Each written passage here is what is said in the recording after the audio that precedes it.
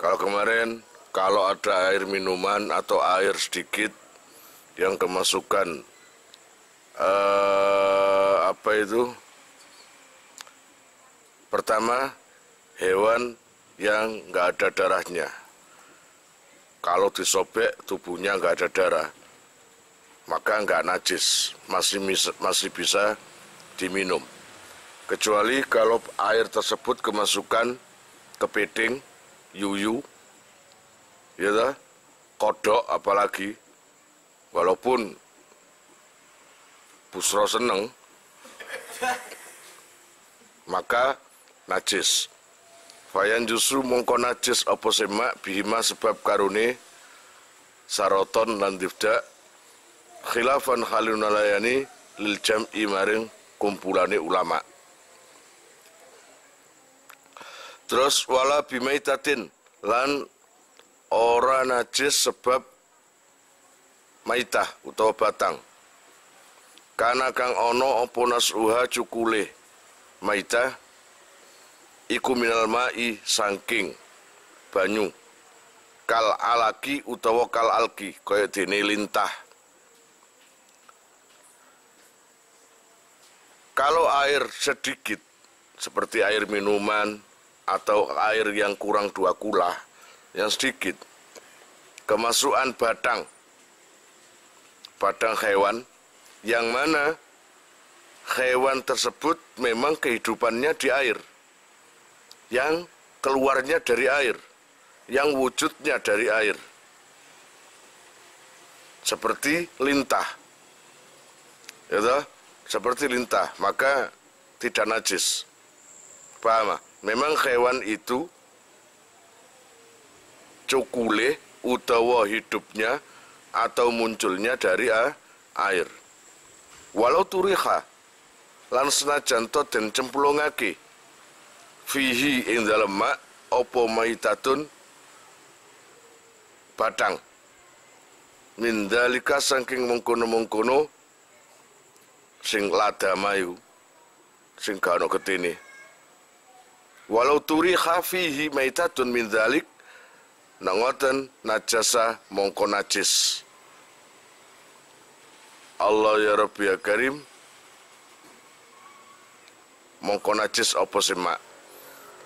Lah kalau tadi itu yang kemarin saya jelaskan, jika ada lalat atau apa saja hewan yang nggak ada darahnya itu, lalat terus apa, semut, kalau memang itu masuk dengan sendirinya, tapi jika kamu lemparkan di gelas, di air tersebut, kamu masukkan, maka jadinya najis. Paham? Jadi hewan itu kamu tegap dengan tangan banyak, lalu kamu masukkan di air minum itu atau air itu, maka najasa, jadi najis. Walaupun sing nguncalke yang meletakkan di air tersebut bukan orang dewasa. Wa in kana lan senajan to ono sapa tarihu wong sing nguncalno iku ghaira mukallafin, ora mukallaf. Arek sak bro, sak les, tangannya membawa lalat banyak, lalu dimasukkan ke air minum atau ke air, gitu aja, maka tetap najis. Ya enggak, tetap najis. Wala asar lan ora ono labet iku maujud litarkhil hayy maring nyemplungake hayawan sing urip mutlakon kelawan mutlak. Waqtar lan milih sapa katsiruna golongan ulama akeh min aimmatina saking imam kita mazhab Malikin ing mazhab Malik pun titik sak teruse. Jadi begini, tidak ada efek melemparkan hayawan yang masih hidup. Artinya di sini yang bisa menajiskan itu maitah, batang. Kalimat batang lah mati dah. Tapi kalau lalat itu dimasukkan dan lalatnya hidup langsung miber maning, kabur lagi, maka tetap suci. Kalau tadi jika dicemplungno dalam kondisi mati. Allah ya Rabbi ya Karim, waqtaru katsiruna min a'immatina madhhaban annal ma'a satemene banyu iku layan jusu ora najis. Mutlakon kelawan mutlak illa bitaghayyiri kejaba kelawan owah. Di sini dijelaskan dari Imam Malik itu paling enak. Imam Malik itu di sini berpendapat seluruh air itu tidak najis secara mutlak kecuali air tadi berubah. Air iku masih didik utawa akeh no owah maka najis atau nggak bisa dipakai sesuci. Kalau tidak berubah ya jelas suci gitu loh. Terus simple tok Imam Malik itu. Jadi sesungguhnya air itu tidak najis kecuali air itu berubah. Wal jari lan utawi banyu sing mili iku karokidin koyok banyu sing meneng fil qadimi ing dalam qaul qadim. Kemudian hukum masalah air. Air yang mengalir itu hukumnya seperti air yang anteng. Artinya, jika air tersebut terkena najis yang mili, ya, atau terkena najis atau terkemasukan apapun, namanya air yang mengalir suci. Sama dengan air yang tenang. Air yang tenang, kemasukan apapun jika nggak berubah, tetap suci. Intinya kan berubah. Kalau berubah, najis. Gitu. Wafil qadim lan iku ing dalem qaul qadim. Layan jusu utawi dawa layan jusu. Layan jusu ora najis apa qaliluhu kedhike banyu. Bila taghayyurin kelawan tanpa owah.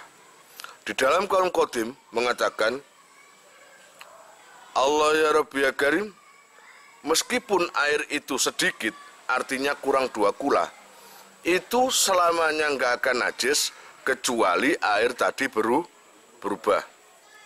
Ini paham tak kawan? Jadi nggak perlu banyak, walaupun air itu sedikit, ya, pokoknya nggak berubah, maka nggak najis. Itu mazhabnya Imam Malik. Wahwa utawi dawuh layan jusu iku madhabu Malikin, madhabi Imam Malik. Kala ngendika sapa Nawawi fil Majmu'i dalam kitab Majmu', sawaun iku padha kanat utawi ana apa najasatu najis iku ma'iatan cuwer au jamidatan utawa atos. Di dalam Majmu' kitab Al-Majmu' dijelaskan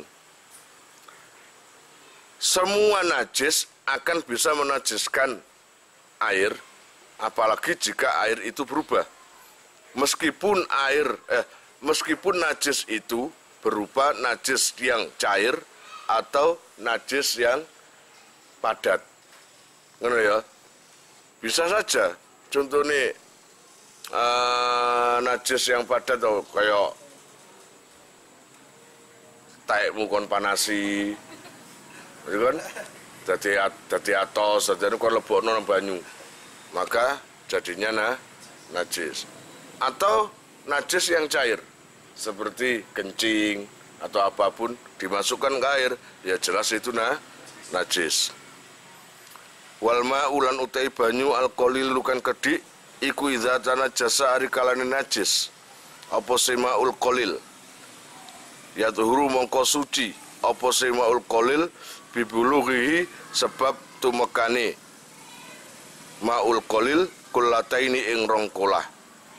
Walau bimain lan senajan kelawan banyu mutanajisin kang kenek najis. Haitsu la taghayyara ing dalam sekirane ora ana perubah iku maujud bihi ing dalam ma'. Bismillahirrahmanirrahim. Coba didengar. Air yang sedikit jika terkena najis maka nantinya akan menjadi suci jika air tersebut ditambahi lagi jadi 2 kula. Paham? Jadi katakanlah 2 kula itu sejumlah 270, katakanlah gitu. Kok cuma 100 tok, 100 liter. Padahal 2 kula itu hitungan secara umum 270-an. Karena kurang 2 kula terkena najis, maka jadi najis. Kemudian kamu tambahi lagi air. Kamu tambahi lagi, akhirnya jadi 270 atau lebih. Maka jadi suci. Walaupun yang kamu jadikan campur, yang kamu jadikan tambahan air sama suci, sama najisnya. Jadi ini ada tempat air yang airnya najis, kurang 2 kula. Lalu ini juga ada wadah lagi, airnya juga najis. Lalu kamu satukan. Disatukan, maka gara-gara bersatu, airnya lebih 2 kula atau 2 kula. Maka hukumnya suci. Paham? Jadi apa jenenge tambahan dah.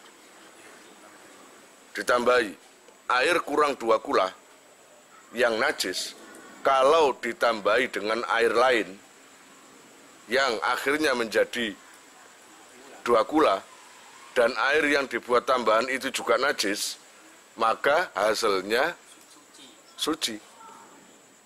Mulane padha ambek ilmu nahwu iki lho. Marifat di marifat maneh dadine nakira. Ngono lho. Nah, air najis dijadikan satu dengan air najis lain, lalu jumlahnya lebih dari 2 kula, maka suci. Namanya air najis itu ya sewajarnya najis, kenapa gitu aja. Gitu ya. Lah nek oyomu kon campur oyomu. Oyo padha oyo, oyone mukhlis, oyone arek-arek dadekno siji 2 kula. Nah, ini memang bukan mutan najis. Itu memang zatnya najis kalau kencing itu. Beda dengan air itu yang terkena najis. Entah itu kena kecipratan, utawi apa, kecipratan atau dicampuri, nah itu mutan najis. Lah nek kencing, gak mutan najis, ini memang najis. Beda loh, air najis dengan air yang najis. Air najis dengan air yang kena najis, itu beda. Gitu loh, dengan catatan tidak berubah. Blas sama sekali nggak berubah. Gitu. Kalau ada percampuran kok jadi merah atau jadi coklat, ya nggak bisa itu. Itu ya. Allah ya Rabbi ya Karim, bismillahirrahmanirrahim.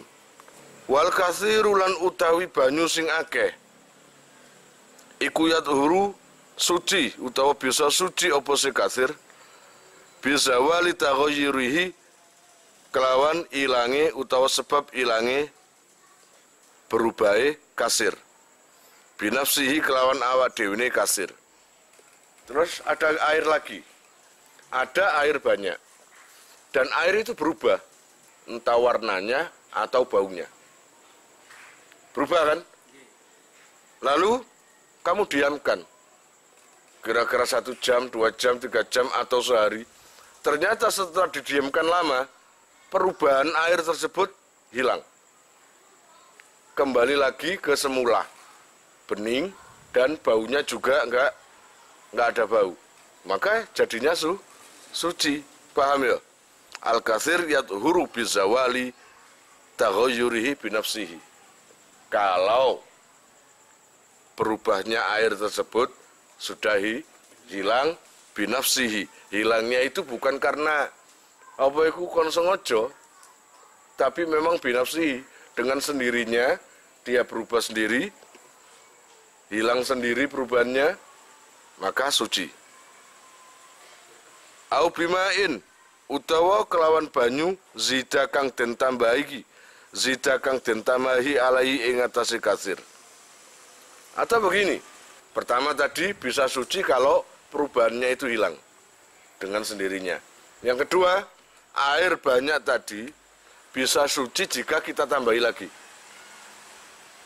Jadi air lebih dari 2 kula, warnanya agak coklat dan baunya juga enggak enak, lalu kamu tambahi lagi dengan air sampai uta-uta. Gara-gara kamu tambahi lagi, hilang atau nggak berubah lagi, perubahan itu nggak ada. Dan baunya juga hilang. Lah itu jadi suci. Kira-kira paham? Au nukiso utawa den kurangi. Apa anhu saking kasir. Loh, mang ditambahi wajar. Nah suci, tak tambahi maneng. Akhirnya baunya hilang, warnanya hilang. Iki aneh. Ada air berubah warnanya, kemudian baunya. Terus pikirannya ada cili ya, dikurangi, dikurangi air, dikurangi 5 cebok atau apa. Loh, begitu dikurangi, kok malah perubahannya itu hilang. Kok malah baunya juga nggak bau. Maka itu juga suci. Dengan catatan wakana albagi kasiron.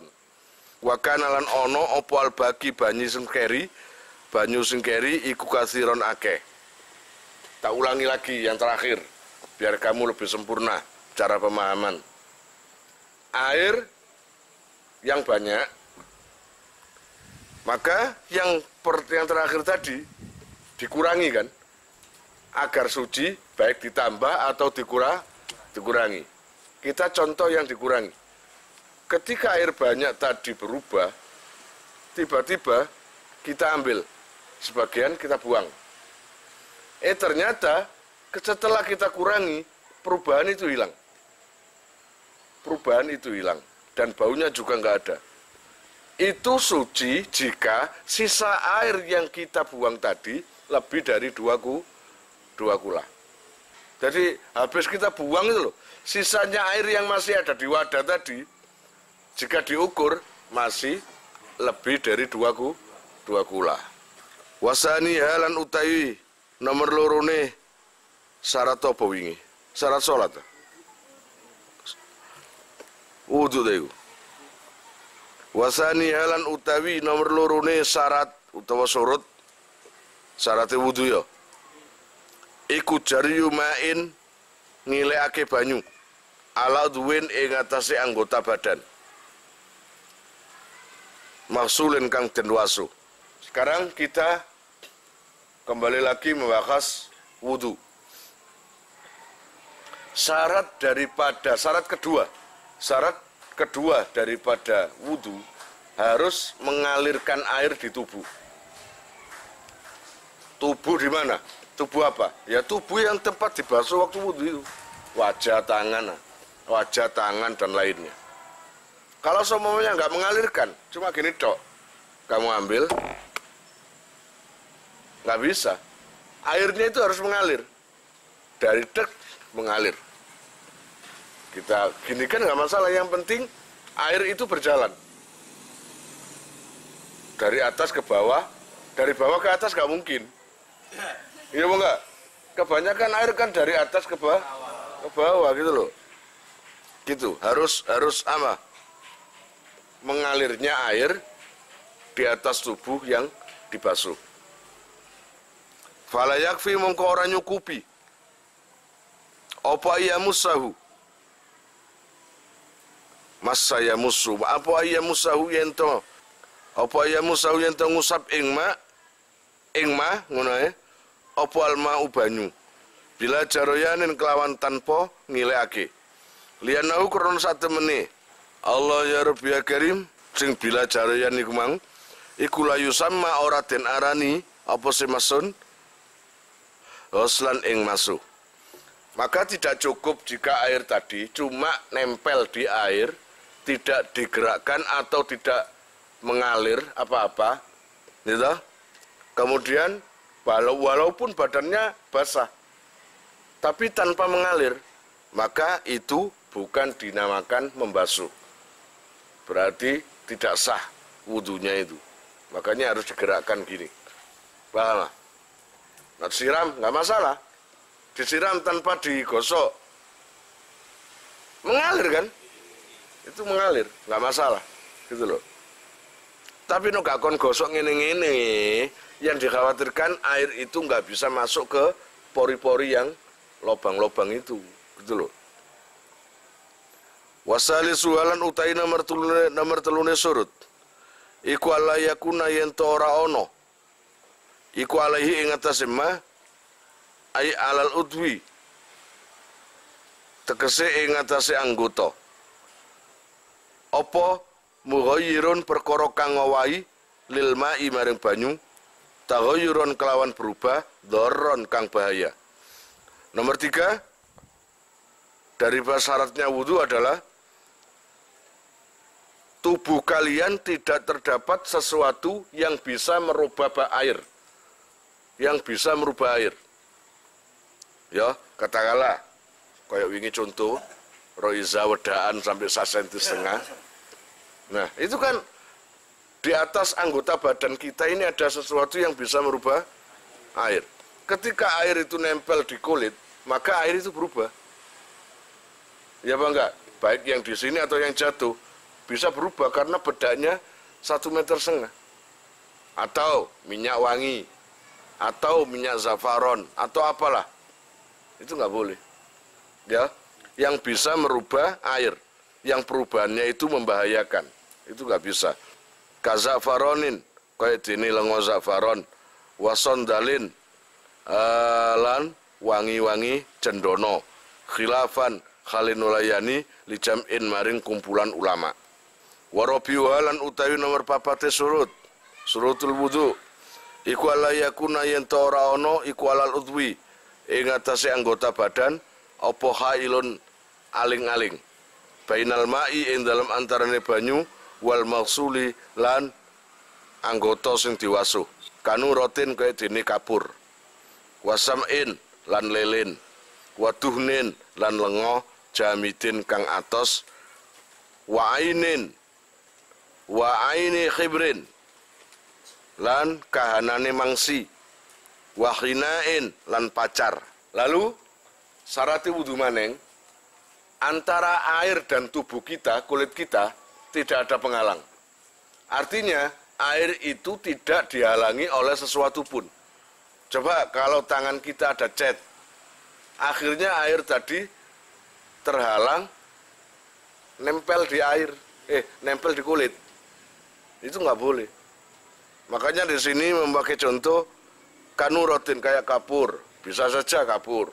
Ya dibersihkan dulu, harus dibersihkan dulu sampai kapurnya hilang. Kemudian sam'in, lilin. Kenapa lilin? Lilin kan nggak bisa nempel dengan air, nggak bisa. Akhirnya yang namanya air tadi terhalang oleh lilin. Waduhnin, lengowangian, utawa lengowan, utawa oli, utawa poela. Ya, yang sekiranya ketika air itu mengalir di situ, maka kondisinya nggak bisa nempel di air. Wa ini khibrin, terkena mangsi, wahinain dan pacar. Ya, mangsi dan pacar. Bikhilafi tuhnin, berbeda kelawan lengo, utawa minyak, jarin kang cuwer. Aimain tegese sing acur. Wa illam yusbit sabata yasbutu ngono iki. Wa illam yasbut lan senajan ora tetep apa alma banyu alaihi ing atase duhnin niku mang. Wa zari khibrin lan labete mangsi wakhina lan pacar pun. Maka tidak bahaya jika baik minyak atau mangsi atau apapun yang dalam kondisi masih belum kering, masih cuer, hanya kecipratan atau tandang gawe, kena oli banyak, tangan itu masih kena oli, ya, tangan kena oli.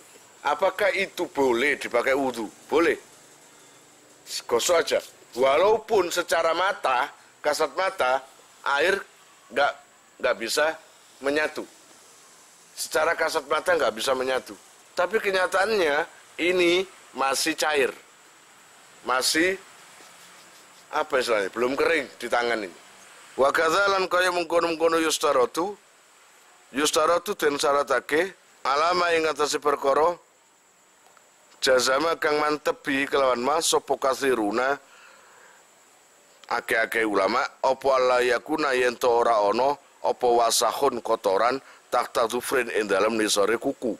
Yamnau kang nyegah apa se wasah wusulal mai ing tumakane banyu lima maring barang utawa perkara tahtahu kang ana nisore khilafan khalil wayani lil jam'i maring kumpulane ulama.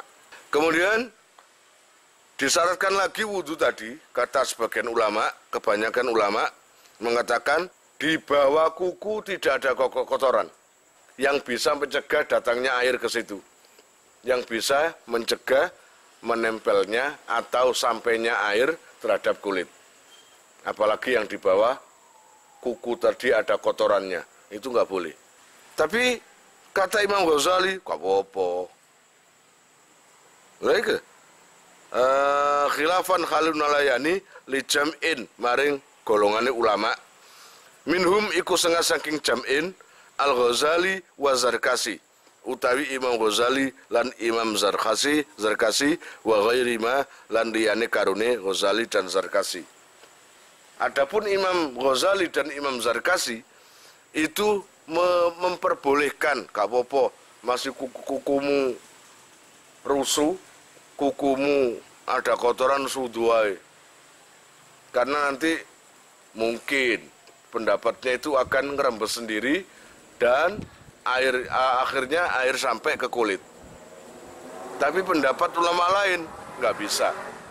Lah kon milih sing di pilihin sembarang pendapat itu. Iki sih pendapat itu wong goblok. Paham? Imam Ghazali, Imam Zarkasi, terus Busro, terus Garda, seluruh guana itu. Gak kudu milih aku. Iku. Watolalan dawake sapa ulama fitar jihihi ing dalam ngunggulake wasarrahu lan mertelake sapa ulama bil musamahati kelawan murake amma saking perkara tahta kang ana nisore dhufar. Iku mang sebagian ulama menganggap pendapatnya Imam Ghazali dan Zarkasi lebih kuat. Tapi sebagian lain ada yang mengatakan enggak bisa. Ngono lho. Tetap yang namanya kotoran kuku harus dibersihkan. Yang dikhawatirkan air tidak bisa nempel di situ. Mari ngono Allah ya Rabbi ya Karim tada bayani minal wasakhi saking reget dunahwil anjini ora sepadane jeladren. Kecuali nak jeladren masih jari ini ulama sopo ae nggak boleh. Jeladren sampai mlebu nang kuku-kuku. Ngerti jeladren? Adonan kue. Jenenge adonan kue mungkin ana lengoe ta ya apa. Air nggak bisa masuk. Lho jeladren. Wasara lan isara sapa al-Adrai Imam Adrai wa ghairuhu lan liyane Adrai ila dhu'fi maqalatihim maring apese pendapat kabeh mang. Wa qad sarraha lan teman-teman mertelake fi apa iki? Fi tatimmati.